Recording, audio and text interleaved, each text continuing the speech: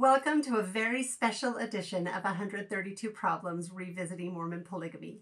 My name is Michelle Stone, and this is my sweet mother, Janeen Brady, who has very kindly agreed to come and be interviewed and tell us a bit of her story. So thank you for joining us today as we take this somewhat personal deep dive into Mormon plural marriage.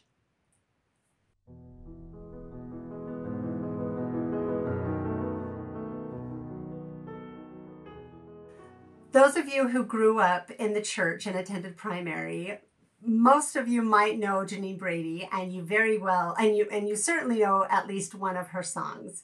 So she is a composer who submitted, I think, only one song to the primary songbook. Is that right? I don't remember. No, more than one. Okay, I don't know how but many. one that's really famous. What's your really famous I song? lived in heaven A long time ago, it is true. So those of you that know that song that you sang in primary, Janeen Brady wrote that song. She also wrote in her own business that that my dad started and ran, and my mom was the main composer and he was the businessman, and together they sold, I think, over 15 million albums of children's music. I know there were over 30 albums. Well, there were over 30 separate albums, but they sold over 15 million units, which is pretty impressive for A Mormon housewife in Salt Lake City. Yep. They did. So they raised 9 children. And I think while you were expecting, I'm the youngest of 9. Here, we'll show you a picture. That's me on my mom's lap and surrounded by all 9 of the children, including Janae, who your third had cerebral palsy. And we'll talk about her a little bit. So, anyway, raising 9 children, she was pregnant with her youngest when they set up their very first book of music with a program that my dad invented, because this was before printing. This was before anything was easy. And so anyway, there's a partial introduction. Okay. What do you want to share with us about your career? Oh, just that it was just a learned thing as you go. Can I tell that little story about my program? Uh-huh. I had some teenagers, because I worked mostly in the church with young people, and they were musical, 3 sisters who sang together. And one day I got up my courage and said, "Do you want to hear what I've been doing?" And so I showed them some of the songs, and they got really excited and went home and told their mother. And her sister was a Relief Society president and asked me to come and do a program for a banquet they were having for Relief Society sisters and their husbands. Now, I was everybody's accompanist. I had accompanied all my life, starting in elementary school. And I was not used to facing an audience, because you can hide when you're playing the piano. Not only did I have to face the audience, but my next door neighbor was a member of the Tabernacle Choir. So I said, "I'll get Mary to come and sing." And this lady said, "Oh, no, we don't want anyone. The charm of it is for you to do it." So I said, "Okay," and scared to death. And my whole life you have told me I'm not a singer. I'm not a singer. I think maybe I could have been, but I played for so many good singers that I knew a good singer. And I wasn't. And so I went to do that program. My dear husband, who had his master's in music, and so I was in his field. I was up doing stuff in the field that he graduated in. She had so much talent and he had so much education. So it was a balance. It was a good marriage. And so I don't want to imply that Dad wasn't talented. Just my mom had an extreme amount of talent. Anyway, so and I was pregnant with you, and very obviously showing. And as we left, and I was still shaking, I'd done about a 45-minute program, and I said, what he was telling me how good it was, and I said, "What could I have done to improve upon it?" And he just put his arm around me and squeezed me and said, "How could I possibly improve on perfection?" And that was the kind of support I had. not only in my music, but in my life, was this man who was so wonderful. That really is the secret to how a Mormon housewife in Salt Lake City of 9 children became a famous composer, was because of him. Because she had so much support, and he worked his tail off marketing and building a business and building a platform for your music. He did. That's a beautiful story. I want to back up to a couple of things. We failed to mention some of the songs that many of you might know. I think you started out writing music for LDS children. Yes, I went outside, and my little kids, probably from 6 or 7 on down, were out playing, singing "I Love Trash" from Sesame Street. I love trash. There's got to be better songs to sing than that. But the primary songs don't bounce. They're reverent. They're reverent. And so I thought, I'm going to write songs that bounce, that maybe they'll sing during the week. And since then, over the years, I've thought, if and when I ever do my biography. When you grow up. When I grow up, yeah. And so the name of my book is going to be The Other 6 Days, because that's what I wrote for. So my children would have something to sing. They wouldn't have to sing "I Love Trash." So I wrote teaching the gospel, teaching the good life, all the things we want our kids to know.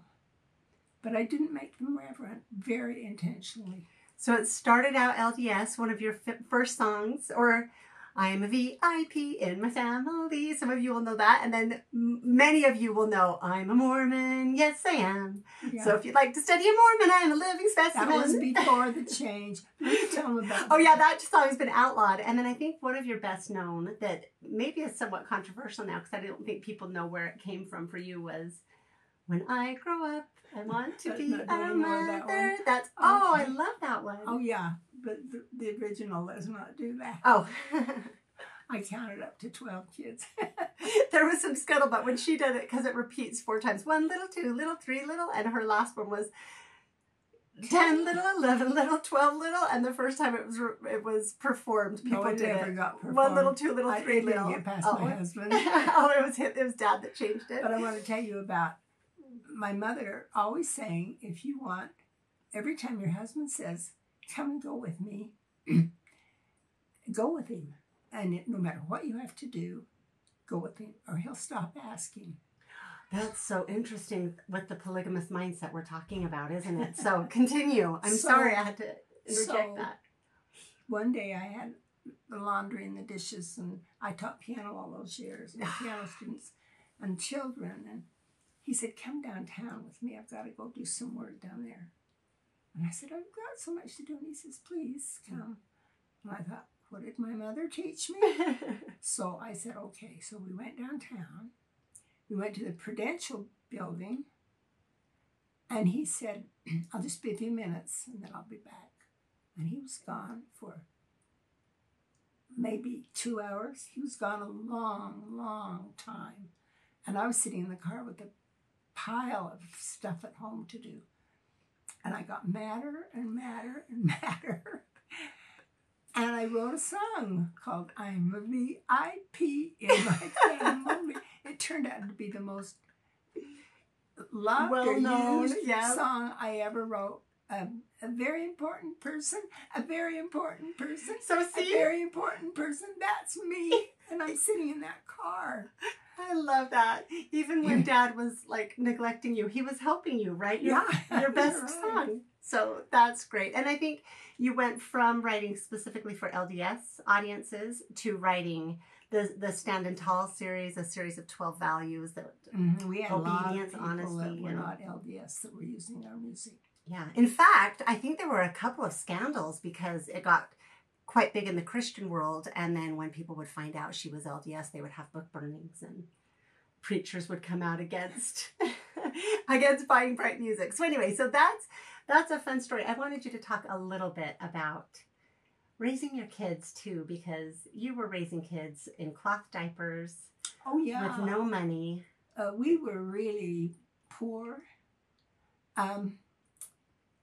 And I don't think that in our day we do pour quite like you did in your day. And no, you go get a loan. I don't know. But when I was raising my children, we didn't have a dime.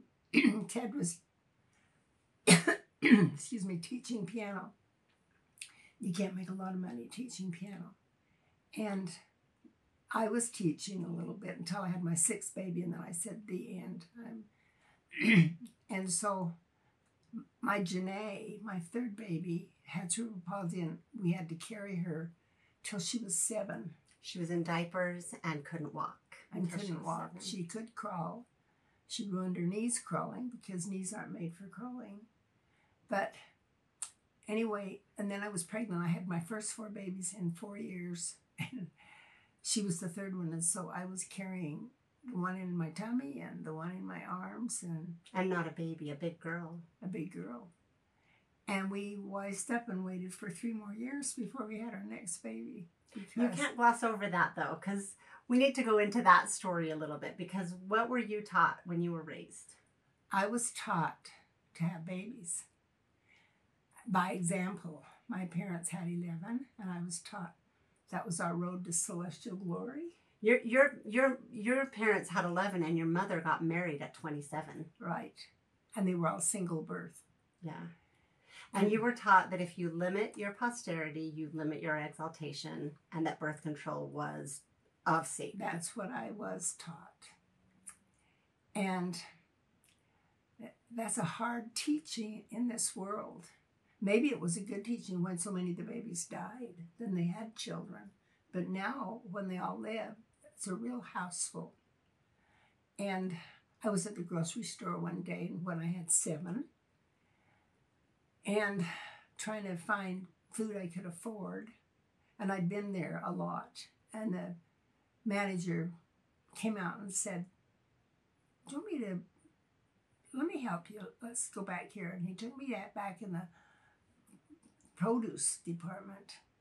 And he said, you can have anything you want, a box full for 50 cents. Of the overripe produce. The produce they'd had to take off the shelves because they couldn't sell it. And boy, we lived on that for 3 or 4 years. That's amazing. I learned to like rutabagas and all kinds of things I'd never tasted.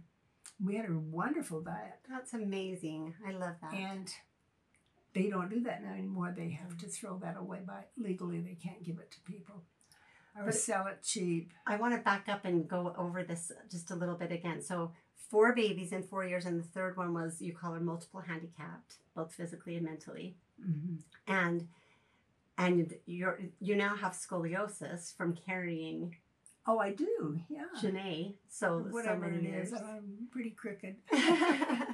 And I want you to talk a little bit about sort of they now use the words faith crisis or cognitive dissonance about having to decide to use birth control. That you kind of glossed over that. I don't think that was a little thing for you.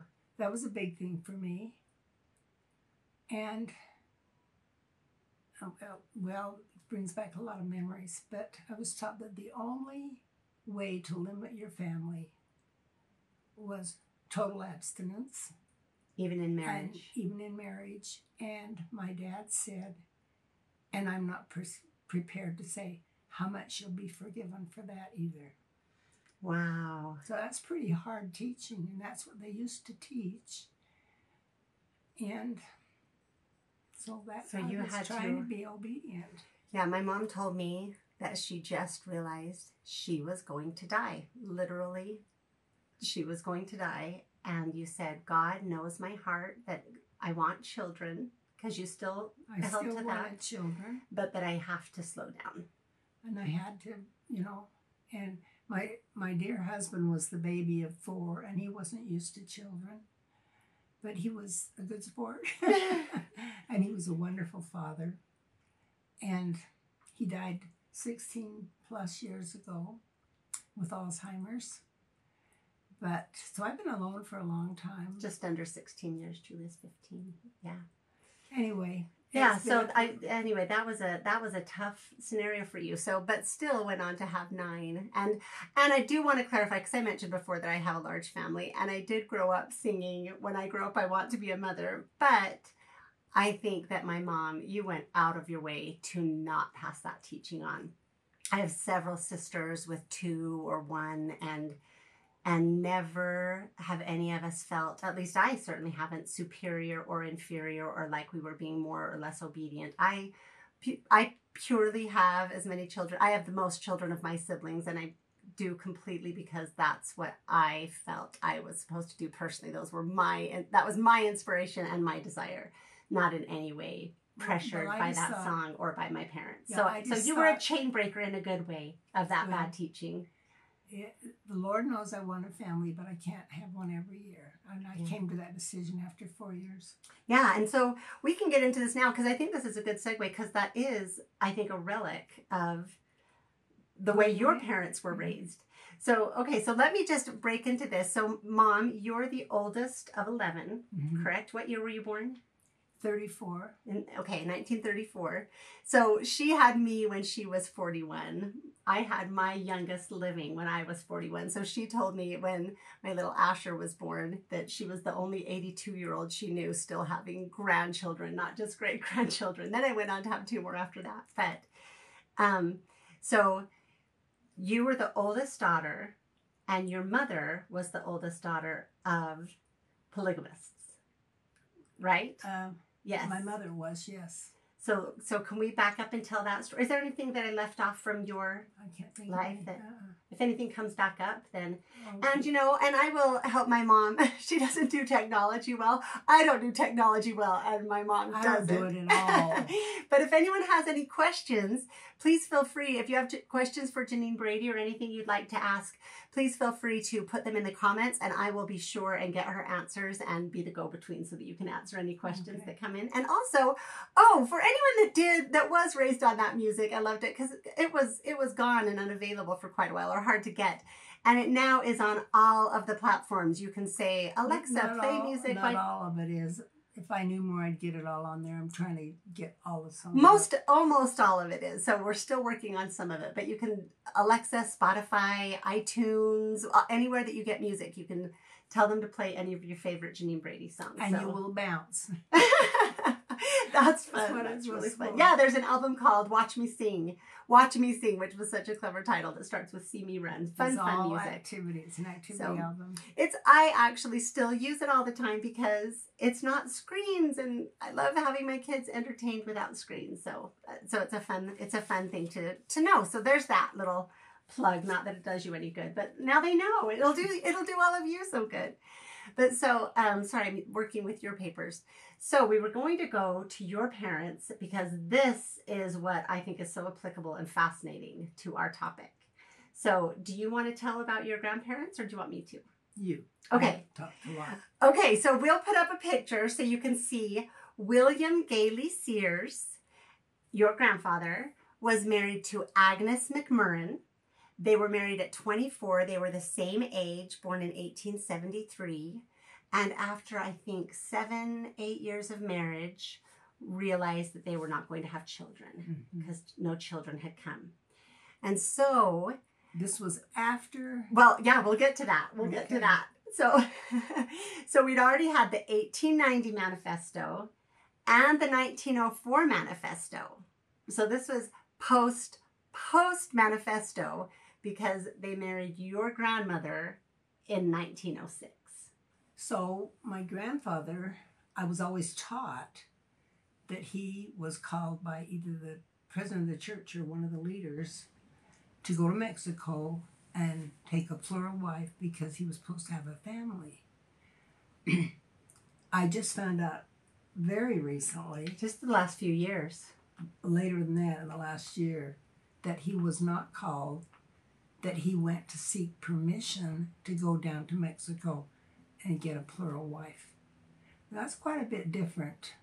Yeah, but I think still, so it's interesting to look at how things get passed along, how family lore and church lore grows. Like we talked about in the last episode, the angel with the sword. And, you haven't seen that one yet. She's behind. But the things tend to grow. So it was handed down to you and to me that it was, I was certain it was the president of the church that had called him in and told him to take a wife. And then I think the clarification was that he had had a dream that he had children. and then went to. Okay, you probably heard things I haven't heard. Okay, A lot of and cousins then, there. but in any case, it was approved. He did go seek approval from the leadership, and they told him to go to Mexico because I think in their minds still, the manifesto was to comply with U.S. law, but in Mexico and Canada, they could still live the principle. Okay, and so they were both almost 40 because they were the same age, William and Agnes. And they went to Mexico where they met the bishop's daughter, and she was 16, and her name was Athelia Viola Call, your grandmother. Mm-hmm. And since she was 16, they waited a few years, and they were, the folklore, the family folklore, I don't know, is that they were never alone together, ever. They courted her as a couple. They were never alone until after they were married. Isn't it interesting that that's the important thing, that they had to make sure you knew they were, I mean, they're engaged. It's a fiance, but they are never allowed to be alone. That's almost like, don't worry, they were never alone. Well, that's not really the thing I was worried about, you know. But anyway, so I will put a picture here. This is a picture of this family. You'll see William Gailey sitting, and well, I'm gonna attach it. William Gailey sitting, the grandfather, and then Agnes sitting, and the mother of all of the children, Athelia, the second wife, standing like with the children. She's standing like a daughter. Yep. So there's definitely the hierarchy. This is the oldest daughter, Agnes, my mother's mother, and you'll note she's named Agnes after the first wife. Isn't that fascinating? And this is only, did they have 10 children or 11? 9. Well, 10 and 9 lived. And not one lived. Yeah, so they had 10 children. So the youngest are missing here because I think the youngest daughter is still alive. So one is still. Two are not in the picture. Yeah, the youngest few are missing, and the youngest daughter she's 99 now, but still alive. So this is fascinating to me because in my own family shows how recent polygamy was. I knew my grandmother. She didn't die until I was in high school, and she died quite young. And you were raised with polygamist grandparents. And I didn't know they were polygamous because I didn't know there was I didn't know anything about it.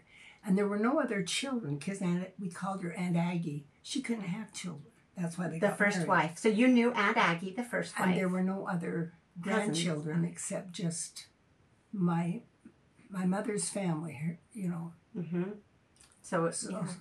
So interesting, isn't it? It's fascinating. So a couple of things that we wanted to touch on. Well, first of all, the relationship between these two, well, I guess these three, is fascinating. So I want you to tell the story of when your mother was born, the first baby. And so Athelia was still a young teenager when they got married. I think they waited till she was 18, I believe. I think she was 19 when my mother was born, so that would have been, I don't know what story you're referring to. Well, as soon as she was old enough to be away from her mother at all. As she was, and Grandma got pregnant with Uncle Joe, so I'm sure that was the reason. But as soon as they could, they were living down either in Arizona at that time or still in Mexico. But Grandpa and Aggie came up to Salt Lake to show off their baby and left my grandma home. Their baby named after my grandma. Named after Aunt Aggie. So my grandmother really did serve a purpose. She provided a baby, and that's a heartbreaking story. It's, again, we did episodes on Sarah and Hagar and on why can't I think of the word? The concubines of Jacob. And in a way, your grandmother... It almost sounds like that, although she, I'm sure, had much higher status than that. But they took her baby, she was 19. They took her baby and came on a trip to show off the new baby and left the mother of the baby home. That story, when I learned that, because that's not one of the stories I was told growing up. Well, I didn't know that for a long time either. That was a hard one.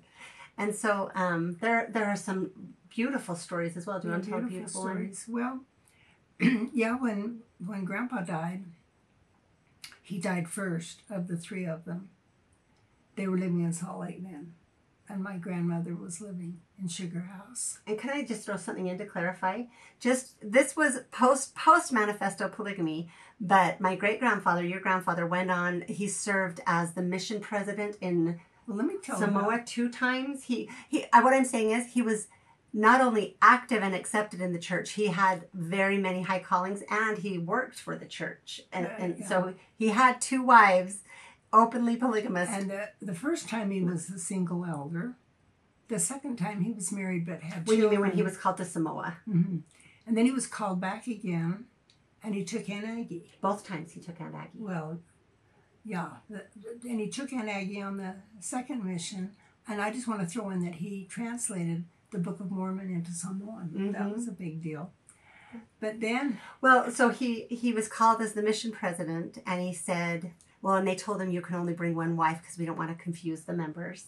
And he said, which wife should I bring? And they said, we'll bring the first wife because we don't want to upset the We don't want members. it to be confusing. So that was another story where my great-grandmother, Athelia, was left home with a house full of children and no means of support. No means of support. I don't know about the support on the first mission because there were children.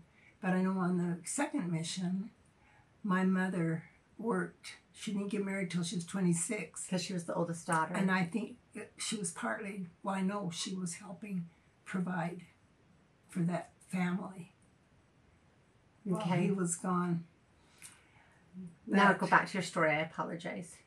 Well, Grandpa, she was living in Salt Lake, and Grandpa who would live with Grandma 2 or 3 days. Well, let me go back to the 5th baby first. Okay. Oh, yes. Okay. The 5th baby. My Aunt Viola. I remember Aunt Vi. Yeah, I loved Aunt Vi. They kept so she was the 5th daughter. She was your grandmother's 5th daughter. To Agnes and Aggie, they'd say, you should adopt a baby. You should adopt a baby. She would say, oh, I'd just rather have one of yours. And so when my Aunt Viola was born, by then they had an orchard. They were in Bountiful. And they had a big house on one side of the orchard and a small house on the other orchard. And Grandpa spent his nights back and alternating. And Mother told me more than once about Grandma getting all the baby clothes washed, putting them in the basket. While she was crying. Crying. Wouldn't let any of the children go with her. Walking through the orchard to Aunt Aggie's, carrying the baby in the basket, and gave the baby to Aunt Viola. She said, you always said you'd like to have one of my children, so I'm giving you this baby. And Aunt Aggie kept her for 6 months. I think it was 6 months. And then she brought her back, and she said she misses her family too much. But we'll still call her my little girl. But then I had a cousin say to me... Well, first of all, so we thought forever that this was this, like, unbelievable act of giving from these 2 women, which I think from Grandma it absolutely was. And then now you can tell what you found out later. Or I don't know, but my cousin surmised, I think it was just too much work. And Aggie was older. She'd never had children. It probably upset her lifestyle. So she just... You raise her, well, I'll call her mine. If she took her over a few months, by that time she'd be crawling. It'd be a lot of work. They are a lot of work. Okay, so, now we can move on. Okay. Well, and then at the funeral, you were talking about the funeral when he died, and the chapel was full because he was a leader in the church and well known. Yes, and then a few years later. And Aggie died. And... the chapel was empty. Because it was just a woman. Well, sorry. And Grandma said, where is everybody? Don't they know I loved her as much as I loved him? That's unbelievable to me. That is an amazing story. And there had been some hard things that had happened. I think that we've kind of been discussing this. And one thing that I think that we both feel is that incredible people are incredible people, and refiners' fires make them more incredible. and so that's one of the reasons that's been used to say polygamy is a good thing. But we're going to share some other stories that show. I just think that my grandmother Athelia my great grandmother was an amazing person. I never knew her. My grandmother. Your grandmother. Mm-hmm. Everything you say about her was just that she was dripping with love and goodness. She was. And I didn't tell you ever, but he never really supported her, I think. And he died when she was still had her youngest 1 or 2 at home. Because he was almost 20 years older. And I lost my train of thought. Michelle, help me. He didn't really provide. Oh, and so Grandma worked out at the Hill Air Force Base. It was a Hill or Kearns or someplace during World War II as a cook, which was very, very hard work. And because she still had a family to take care of. To provide for. And then I want to talk about my Uncle Joe. Oh, yes. This is important because you brought this to me without knowing that this was part of the culture, which I think is fascinating. But my Uncle Joe was never... He's your mother's next to my mother. He's the second oldest. Uh-huh. And he wasn't around very much. Hardly ever came to the family parties. He had 2 children that I loved. And we were not close. The rest of us were so close. And he didn't embrace the gospel. He left home when he was, I think, 15 or 16 or something around there. You know what? Let me show this really fast because this is interesting. You'll see in this picture, this is Grandma, my grandmother Agnes, and this is Joe.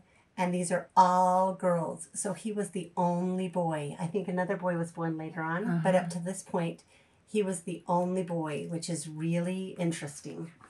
And I have heard that young boys are not welcome in polygamous families. That's what we talked about after. Because they need to save those girls from the older man.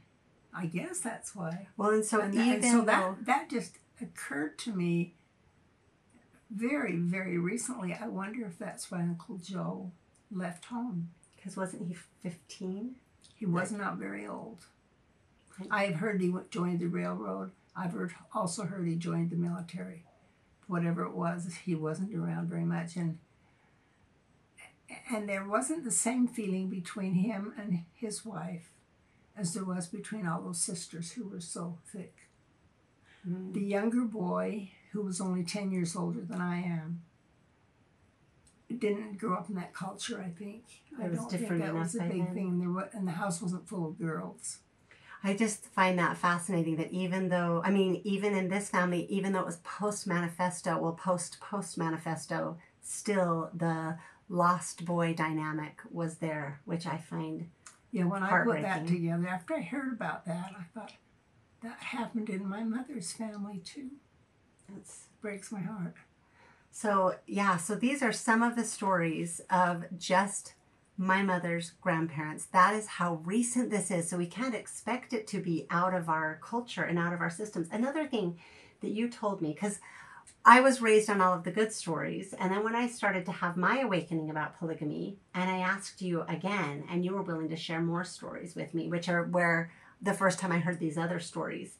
Will you tell 2 other things? The one about, well, first of all, you talked about that it was just closed-lipped. Nothing was allowed to be talked about. Yeah, they didn't discuss things at all. At all. So there was nothing. My grandmother, my mom says she never said the word pregnant. She was the mother of 11 babies, but she only would say that way. She's that way. And the night before I got married, I was in my room. We have to hear this. I was in my room upstairs. I don't know this. And he said, have you heard this? No! My dad came up to my bedroom to ask me if there was anything that I needed to Your dad?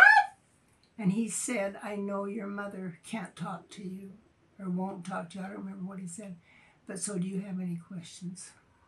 And that was the night he said that birth control was not acceptable. And that was the night I was given that That was your pre-marriage talk? That was my pre-marriage talk. So I do have to, again, give my mom credit because she's gone the other direction to just say, we are talking about things. I think you've done a marvelous job of having all of your daughters. I'm much more open. I'll tell you that. So now I want you to talk about, and so these stories you're sharing, most of them were just overheard. Like you would hear your mother in whispers because you were the oldest daughter. And there are two more. I want you to tell about the bananas. Or I'll tell that one. I'll tell about the bananas. And then, so since my great-grandfather was in Tonga and Samoa, someone brought back a big case of bananas. And after he was home. After he was home. And this would have still been 1800s Utah, right? Or early 1900s. That was a treat. Like, they would have never had a banana before. And my great-grandmother, your grandmother, was expecting and had a baby, and she wasn't allowed to have any of the bananas. And Aggie said, "Oh, Ophelia, that will hurt the baby," and took them all and didn't share. That was sad. And then this is a story that breaks my heart that you talked about your mom telling about her rocking in the chair at night, because yes, I want to preface this really fast. She did tell me that. Yeah, she did tell you this one directly. Told me that. So I again, you can feel the dynamics, because really in this story, just like with Rachel and Sarah, it was the childlessness that was the tragedy. I don't think that they would have sought out a plural wife if they hadn't been childless. I think that was the motivator. And so I like that. And I think that Grandpa tried to be sensitive to the hearts of both of these women, but it seems that the first wife was definitely his priority. And she had been the only wife for years. She was his peer. She was then they married a little girl. But he was so proud of his kids. Oh, he loved his kids. I believe. And so he loved Grandma. Oh yes, I'm not, and I just want to talk about whose feelings he seemed to be more aware of and more looking out for, like taking baby Agnes around town. But anyway, Mother said that she would rock her babies at night, she would rock her babies at night and say, "Mine, mine, mine." She rocked her babies. The only time they could be hers, because they were never allowed to write a note at school to Grandma, that they didn't write one for Aunt Aggie. They could never draw a picture that they didn't draw one for Aunt Aggie. She was never allowed to have a picture with her family without Aunt Aggie in it. And so, mine. And she wasn't allowed to say "my baby." Everything was ours. Always ours. And so, that was the depth. Heartbreaking to hear that. Yeah. And I think that, as we've talked about doing this and prayed, because we wanted to accurately tell these stories of our ancestors that we really honor. And I do think the greatness of these people to come through this and be good people is amazing. I think the system is bad, but I think the people were often very, very good. And so was there anything else you wanted to share about Grandma? That's it. Okay, the reason I think this is so interesting, because still alive today is the youngest daughter of this family, who there is at least one woman alive today who grew up with polygamous parents, faithfully in the LDS church, not as FLDS. And so I wanted to go on and just tell a little bit of the stories that I learned more about while we were preparing for this, because I knew we were going to talk about your mother. So my mom's mom, Agnes, and her mother, Ophelia Viola Call, that the second wife that got married as a teenager. Her parents were Ann Bowen Call, who's quite famous, and Mary Thompson. But I want to say one thing. I looked at Grandma's ancestry, and do you know, every single one of her every single one of her great-great-grandparents was an original member of the church. No one joined the church after about, well, they were all within the 1830s. The latest was in Scotland in 1840 because that was the first missionaries that went there. So that's amazing. She had like legit family lineage with the church. And one of her great-great-grandfathers is Israel Barlow, who is of the Barlows. That's the ancestor of all of the Barlows that are the polygamist groups. And so this is really interesting. And there are so many interesting stories that we have a grandmother who died of starvation in a dugout in Lehigh in 1859. We have really hard stories, but there's one in particular that I want to tell. So Cyril Call was a bodyguard of Joseph Smith. He and his son Anson was also, they were there in Governor Boggs' office. They were close associates with Joseph Smith. And Anson Call and his wife came across the plains in, I want to say it was 48 that they were able to come here in the second train. And Anson Call had been given a blessing by Joseph Smith that he would settle many areas throughout the West, which he did. So he was at General Conference in Salt Lake. He traveled up from southern Utah, sitting in General Conference. So this is my grandmother's great-grandfather was Anson Call, all right? So he was sitting in General Conference. He was 41 years old. His oldest child was 17. And Brigham Young... I don't know if it's a little hard to understand. I don't know if he just thought he was darling and, and he just had the gift of prophecy, or if some arrangement had been made previously. I know it didn't involve either of these people, but Brigham Young over the pulpit said, "Anson Call, have you found a wife to take back with you to southern Utah?" And he said, "No, Brother Brigham, I haven't." And Brigham Young said, "There's Mariah Bowen, take her." Anson was 41. His oldest son was 17. Ann Mariah Bowen was 17. She was 17 years old, sitting there by her mother.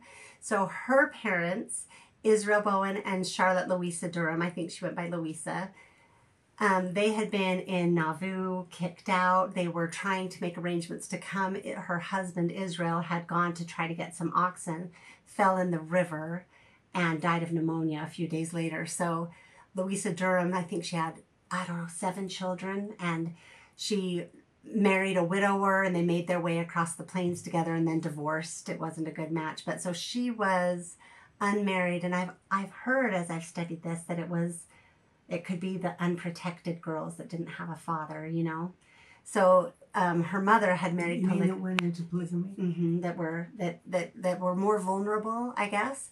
So this story just kills me. So I want to tell about Mariah. Her name is Mariah, the girl. And she's my grandmother on the ways back. Yep, okay. She is your great-great-grandmother.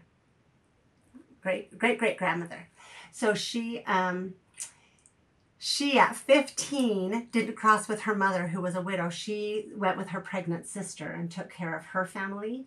She had never handled livestock or a wagon. She was a girl.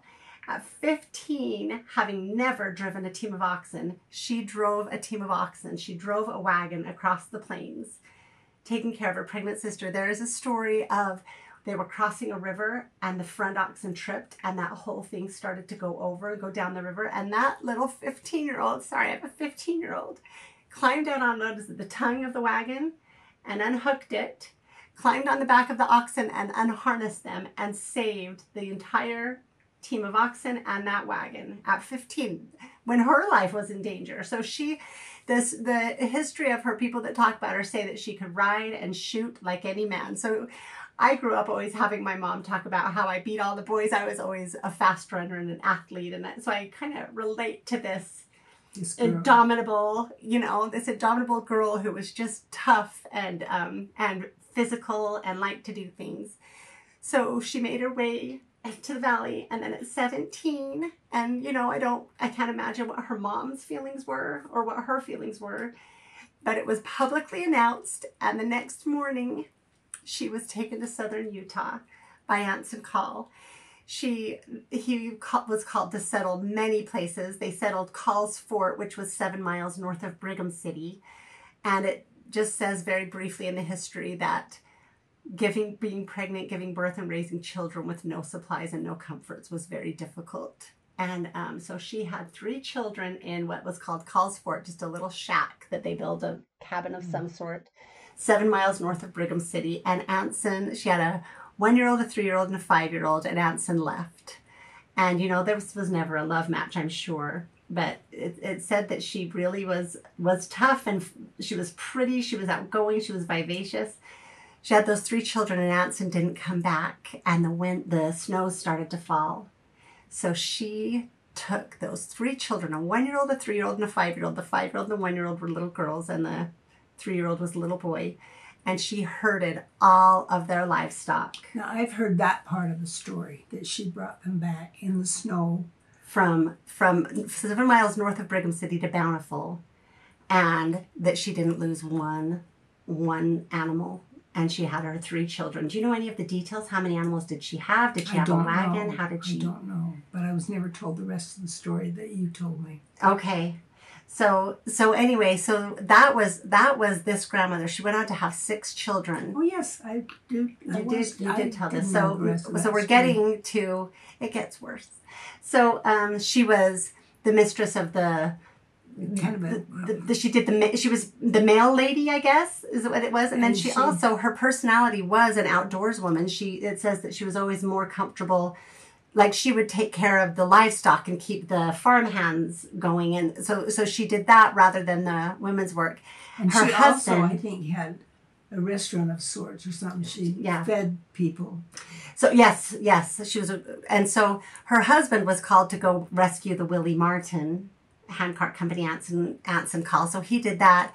And I guess either as his, I don't know exactly how it worked, but he ended up marrying 2 of the women that he rescued from the handcart company. So he ended up with 6 wives. And those, I think, were 3 and 4. And anyway, so in 1962, when those 2 little daughters that had been the 2 that she brought with her on that trek, she had 2 little girls die within 2 months of each other, her 10-year-old and her 6-year-old. And she experienced that tragedy in 1862.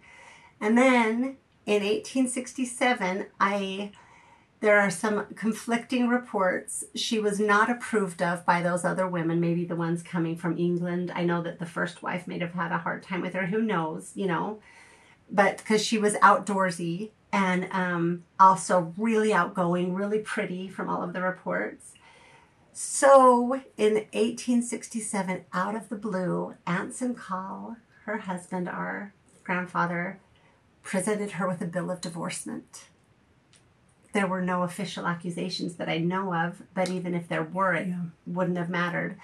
So she had lost 2 little girls just a few years before, and now she had 4 children that she was not allowed to take with her. Yeah, she was, and I've heard that she was kicked out or left, abandoned or something. Kicked out. And they took her, and he took their children too.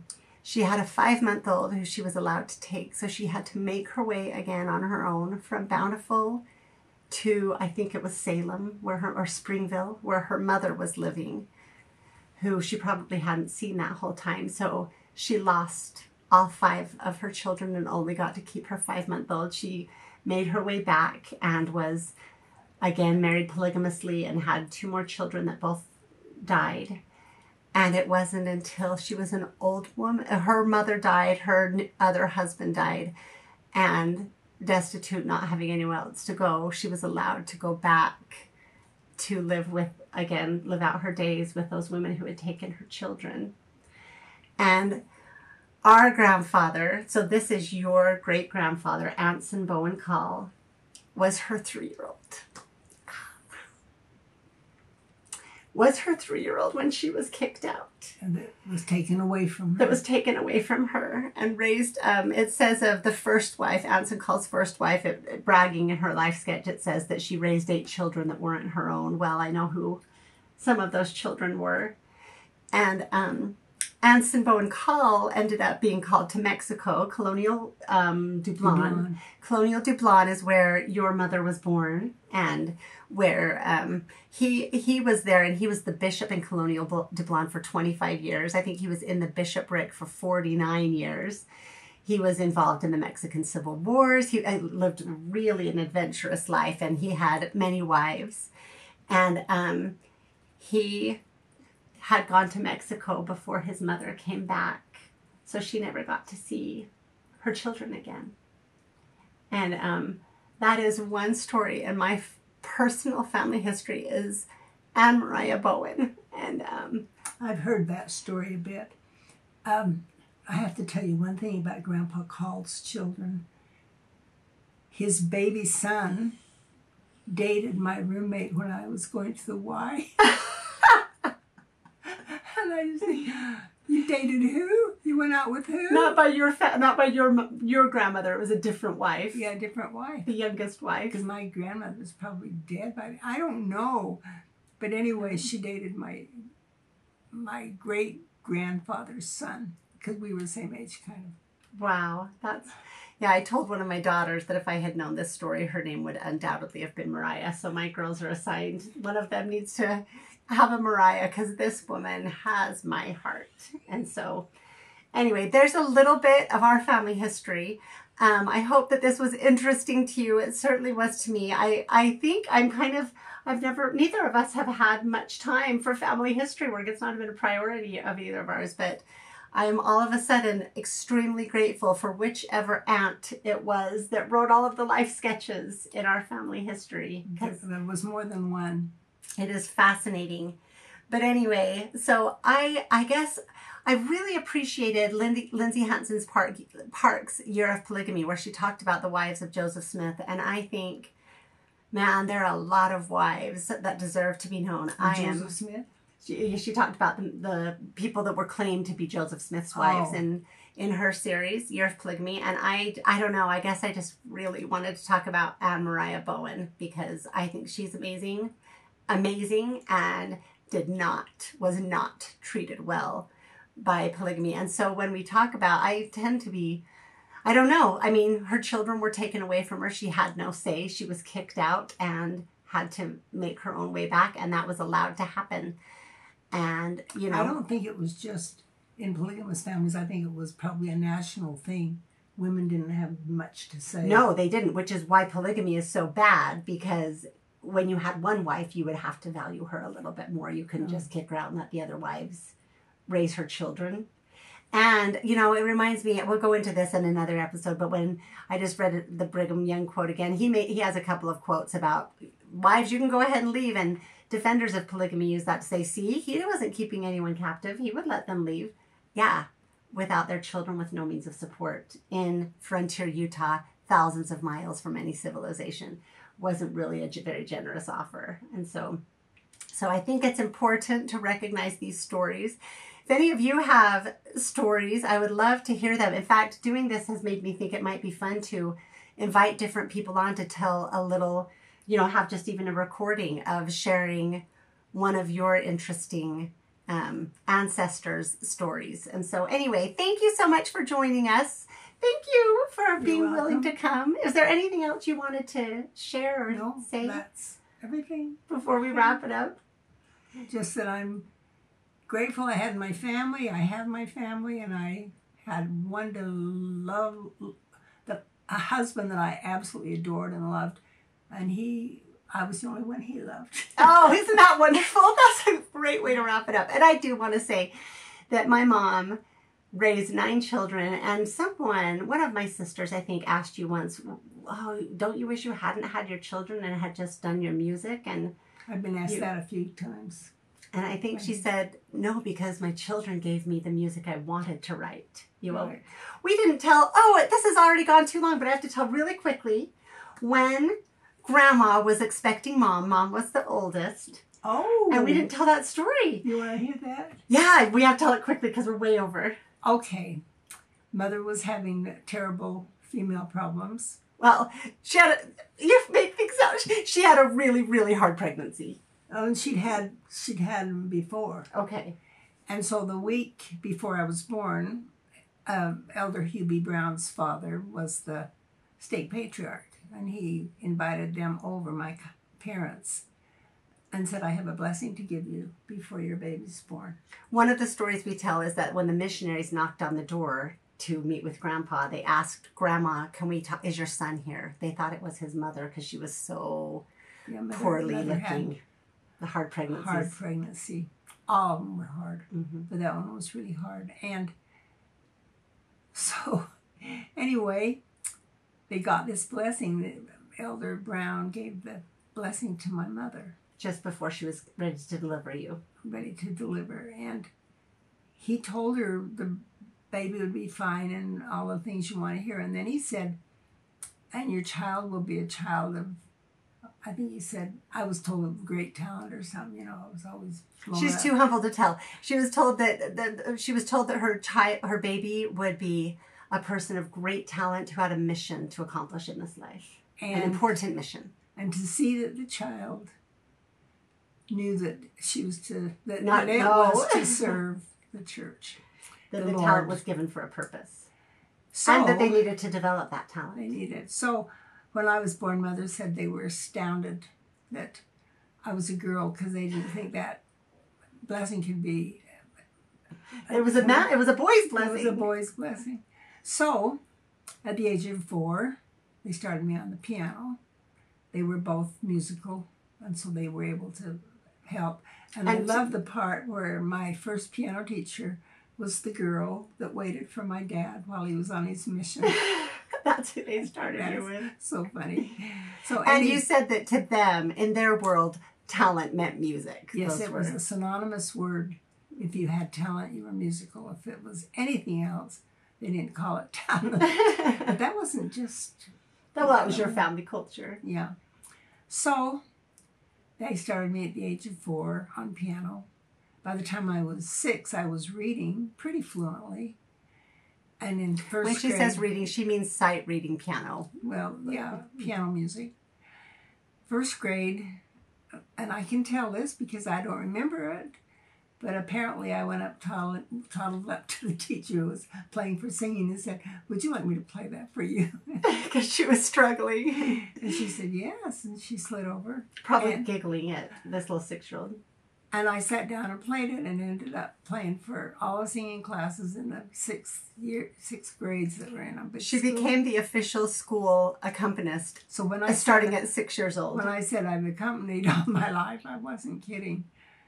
And I remember when I was 6 or 7, Daddy was a cowboy he was, but right then he had a dairy farm and he built me one of those stools like the farmers sit on to milk, to put my feet on so I wouldn't kick the piano. He put 4 legs on instead of 1. But anyway, so I wouldn't kick the piano. You were too little. Because I was so little. Now, where was I going? I don't know. My mom called me on her way home from the interview, sad that she had forgotten this part of the story that she wanted to tell. One of the music books that they used only had the single note of the melody line written in, but my mom was playing full chords with both hands. This was when she was 6 and 7 years old. She said that her mom asked her why she was playing so many more notes when only one note was written. And my mom's little 6-year-old answer was, "I thought they couldn't afford the rest of the notes." And so she wanted to help by filling them all in. She loved that story because it was right in the heart of the Great Depression, and this was their life. And so she already was very budget conscious and knew about doing without and getting by and making the most you could with what you had. So she thought that that applied to the notes on the page just as well as everything else. By then I was improvising and playing by ear, which is what I love to do the most. So yeah, I didn't know that everyone didn't wake up every morning hearing music being composed right above their bedroom. Yeah. So anyway, so I consider myself lucky to be... Thank you. To be their daughter. Thank you for any of you that lasted for this. Yep, and next time we were going to dive right into the heart of 132 and really get in and dissect. We have so many more things to talk about. So thanks for sticking around with us, and we will get back to it next week.